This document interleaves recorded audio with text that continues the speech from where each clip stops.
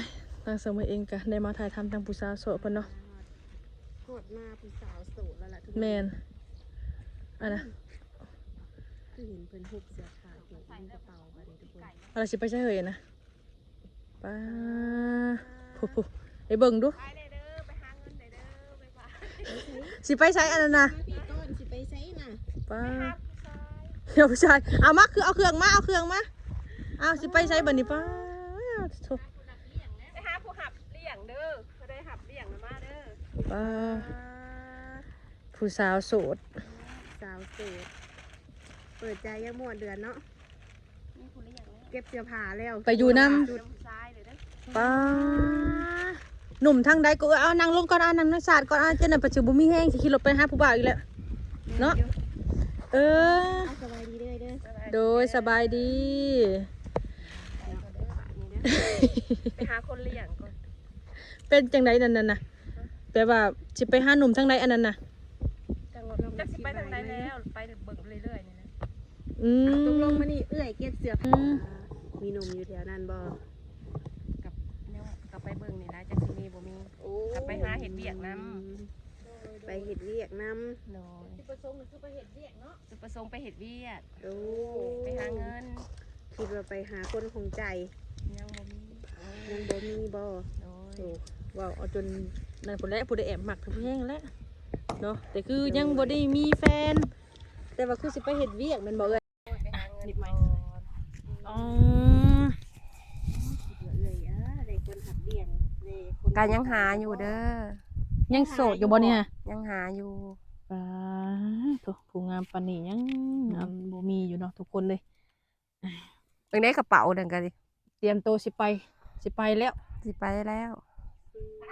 อันนี้เอ้ยมีคนคุยอยู่บ่ซะ ก็มีอยู่ เป็นคนทางไหน ก็คุยไปกับ อย่าบอกว่าคนอุดรนี่ มีบ่ อุดรก็มีอยู่ หัน ปัก เด้ เซ่ เนาะ ปักเซ่ก็มีอยู่ โอ้ย่านอยู่เนี่ยย่านอยู่ อุดรก็มีปักเซ่ก็มี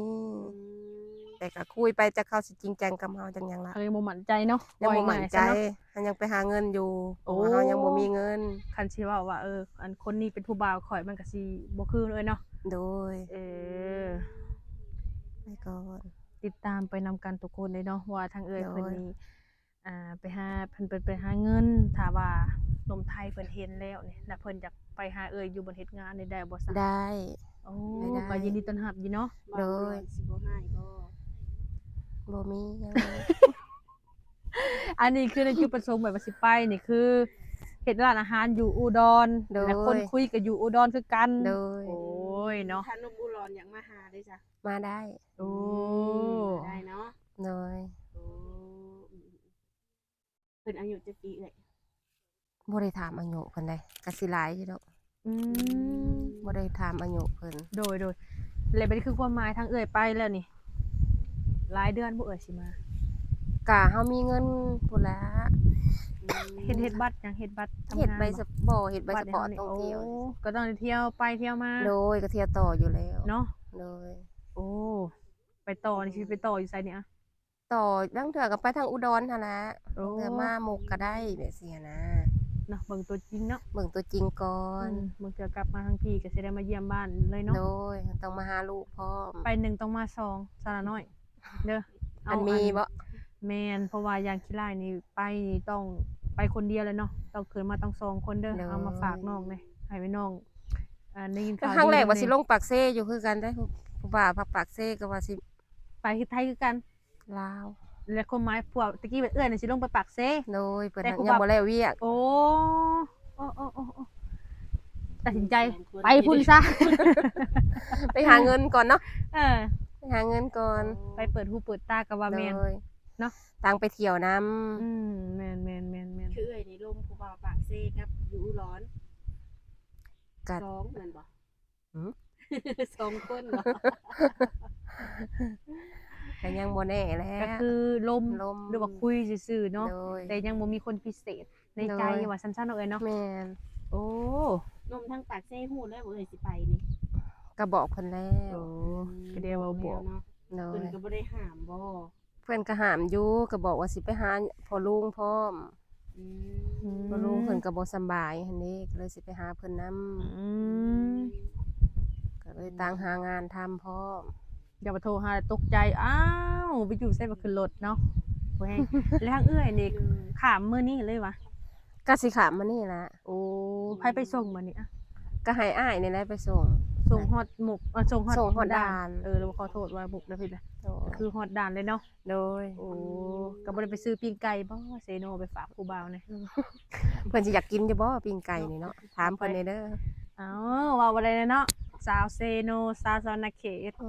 ม ไปแล้วก็ปิ้งไก่ใหญ่นะ โดย ที่ว่าอัน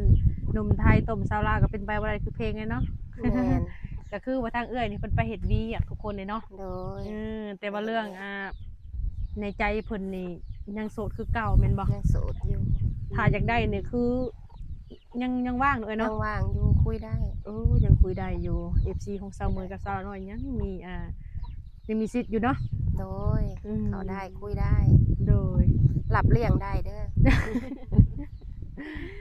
เดือนเท่าไรเอ่ยอ่ะ อ้าวสู้ให้ แล้วแต่เพิ่นให้เดือนเท่าใดก็เอา โอ้ ก็บ่เคยรังเกียจเงินดอกให้ ยันว่าอย่าระบุมาว่าเดือนละหมื่นเดือนละ20,000ว่าซั่นเนาะ ก็สิเป็นราคาปานนั้นบ่ โยคนงามปานนี้เนาะอันกินอันอยู่เว้า เอ้ย ก็คือเว้าเลยเนาะเรื่องอันนั้นก็คือเว้าหั่นแหละ โดย ขึ้นอยู่กับคนสองคนเนาะ แม่ สิว่าเป็นจังไดก็คุยกันลมกันเว้ากันเนาะเอ้ย โด เนาะ ยลงกันว่าวกัน ก็ทั้งเอ้ยเพิ่นนั่นแหละเพิ่นก็คือเว้านั่นแหละเพิ่นก็ไปๆมา โด ๆ ย คันไปอยากไปหาเพิ่นก็ไปหาเพิ่นได้เพิ่นว่าพวกเพิ่นก็โสดเด้ โดยไปหาได้ ติดต่อมาได้ ได้เอ่ย เพิ่นกับมีกับเพิ่นบอกไว้พอลุงก็เว้าอยู่ว่ามีอยู่งานร้านอาหารก็สิลงไปหั่นนะแต่เพิ่นก็ว่าให้ลงไปเบิ่งก่อนว่าเงินเดือนเท่าใด อืม ก็ยังบ่ฮู้ ยังเว้าบ่ได้ ยั เนาะ งว่าบ่ได้เอาก็ยังบ่ได้เห็นหน้างานนั่นเด้ โดย คือแบบว่าเอ่ย โดย แต่ว่าคนภูมิใจยังบ่ได้ ยังอยู่ แล้วคนแต่ละคนที่ว่าทักเข้ามานี่ยังบ่ถูกใจบ่ แบบว่าเพิ่นก็มีแต่เว้าไปซื่อๆหั่นล่ะเว้าไปแล้วก็หายพากันหายไปเลยเว้าอะไรก็หายไปเลยว่าซี่นะ คือยังบ่มีแบบผู้ที่แบบที่จริงใจ โดย สำหรับประการกับเฮาเนาะ โดย แต่ว่าทางเอื้อยก็พร้อมสร้างครอบครัวทางเอื้อย พร้อมหมดแล้วพร้อมตลอดเลยพร้อมตั้งแต่เปิดใจมื้อวันแรกแล้ว โดยจนมาถึงปัจจุบันนี้ โดย ยังพร้อมคือเก่า ยังพร้อมคือเก่า ทางทีมงานเราเองเอื้อยอยู่กระเป๋าก็ตกใจเนาะคิดว่าเอื้อยได้ครูได้คิงแล้วบ่เก็บ ยั เสื้อผ้า ง โตเว้าไปแต่ตกใจเนาะเฮ้ยเห็นหิวกระเป๋าก็ปกตินี่บ่เห็นได้มาหาเพิ่นเลยเนาะ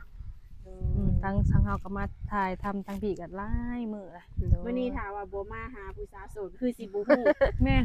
ว่าเอื้อยสิไปไทยเนาะ แม่น เออ ว่าสิไปแต่เช้าแล้วพอดีหมู่ก็มาเปิดใจก็เลยรอให้หมู่ลิ้นน้ำหมู่ก่อน อืม เอาขามตอนใดก็ได้ เพราะว่าเฮาไปในอุดรนี้ บ่ใกล้ๆนี่เนาะ โดย ขี่รถประมาณจักชั่วโมงเอ้ย ประมาณ 3-4 ชั่วโมงนี่มั้งก็สินั่งรถตู้ไปค่ะ ไป โดยบ่ได้นั่งรถทัวร์แล้ว โอ้บ่ได้โทรหาบ่าวอุดรเนาะบ่ได้รัดเอาเลย บ่ได้โทร บอก เพิ่นมาหาบ่ บอกเพิ่นในเด้อเพิ่นบ่มาเพิ่นว่ายากตะเวียก อ้าว เอ้ยเนาะ เพิ่นก็ยังเป็นตุลาอยู่ บ่เป็นหยังมื้อนี้บ่รัดเอา ไปเด้อสัก2-3 ชั่วโมงเนาะ มาหาผู้สาวในเด้อติ มาหับเอาเอื้อยเพิ่นแน่ โด สิล ย งทางไปได้เนาะ โดย ลงทางไปหาบ่ อืมเป็นได้จะเอ่ยคุยกับหนุ่มอุดรนี่นะ กะคุยอยู่คุมื้ออยู่ นิสัยใจคอเพิ่นก็ดีอยู่บ่ เพิ่นก็นิสัยดีอยู่เพิ่นว่าเพิ่นเป็นผู้ใหญ่แล้วเด้ โอ้ เพิ่นมีอายุแล้วเพิ่นนิสัยเพิ่นก็ดีอยู่ โดย ถ้าว่าเพิ่นนี่มากคักเอื้อยอยากได้เอื้อยเป็นลูกเป็นเมียนี่เอาได้บ่ ได้ โอ้เอาได้เนาะ เอาได้ เห็นหน้าเห็นตาเพิ่นแล้ว เห็นแล้วคุยแล้ว ก็คือว่าผ่านเลยเนาะ โดยก็ว่าผ่านอยู่ ยโดย บ่ได้มีขอติบ่หนุ่มคนนี้ค่ะ ขอติบ่ขอติก็มีนั่นแหละบ่ให้เงินใช้นั่น โอ้ยขอติอีกเนาะเป็นความเลยเนาะเอ้ย ขอติก็มีขอเดียวนี่ล่ะบ่ให้เงินใช้นี่ล่ะต้องการเงินใช้นี่ล่ะ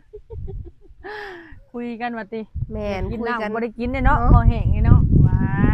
ว่า บัตรเติมเงินนำเด้อครับ สิมาใจดำแท้เนาะ ใช่ เดี๋ยวได้ซะน้อย ตั้งแต่ว่าคุยกับเพิ่นมานี่น่ะเพิ่นก็เคยส่งยืนเอื้อยอยู่บ่ ก็มีอยู่ อืม แต่แบบก็บ่ได้บ่อย ถ้าเพิ่นอยากให้เอื้อยไปหานี่ไปบ่นี่ ก็ไปหาเฮ็ดเวียกก่อน โอ้เรื่องนั้นคอยตำลังเนาะ เรื่องนั้นค่อยคุยกันนำหลัง แม่นๆอยู่ โด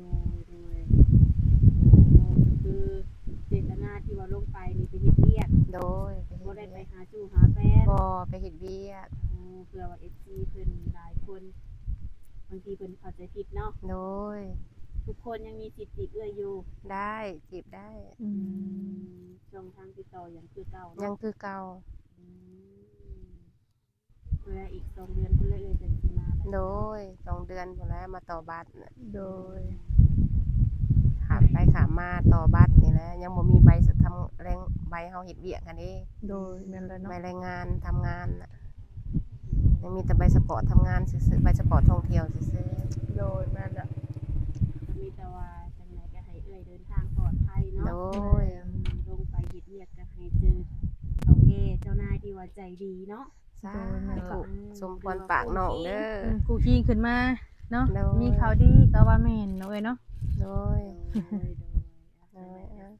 สิบ่รบกวนเอื้อยได้เนาะ โดย เอื้อยก็พาไปแน่เนาะ โดย ไว้เจอกันในคลิปหน้า โด ถ้าย มีข่าวดีก็อย่าลืมแจ้งน้องแจ้งนุ่งเด้อ โดย ให้แม่นเนาะโดยสบายดีเด้อเด้อ